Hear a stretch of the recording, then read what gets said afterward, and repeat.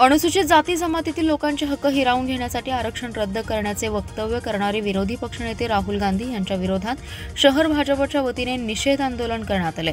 राहुल गांधींनी देशातील जनतेची माफी मागावी अशी मागणी यावेळी करण्यात आली आहे। डॉक्टर बाबासाहेब आंबेडकर पुतळ्यासमोर शहर भाजपच्या वतीने अमेरिकेत आरक्षण विरोधात बेजबाबदार वक्तव्य करणाऱ्या काँग्रेस नेते राहुल गांधी यांच्या विरोधात आमदार सुधीर गाडगीळ, शहर जिल्हाध्यक्ष प्रकाश ढग, शेखर इनामदार पृथ्वीराज पवार यांच्या उपस्थितीत आंदोलन केलंय।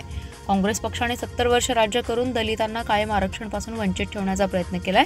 अनेक वेळा संविधान दुरुस्ती नावाखाली बदल केला, त्याच वारस ही त्याच विचाराचा असल्याचं स्पष्ट होते। दलित समाजाबद्दल खायचे दात वेगळे आणि दाखवायचे वेगळे हे कायमच घडतं। एकीकडे संविधान हातात घ्यायचा आणि दुसरीकडे त्याचा गाभा काढून टाकायचा हे कायम करीत आलेले आहेत। आमदार गाडगीळ म्हणाले, परदेशात जाऊन चुकीचे वक्तव्य करणं हे बालिशपणाचं लक्षण आहे। या वक्तव्याचा पक्षाच्या वतीने जाहीर निषेध करतो। शहर जिल्हाध्यक्ष ढंग म्हणाले, राहुल गांधी यांच्या विचाराचा देशभरातील असंख्य दलित समाजातील लोकांची मने आणि आधार हिरावून घेण्याचं वक्तव्य करणं हे चुकीचं आहे असंही ते म्हणाले।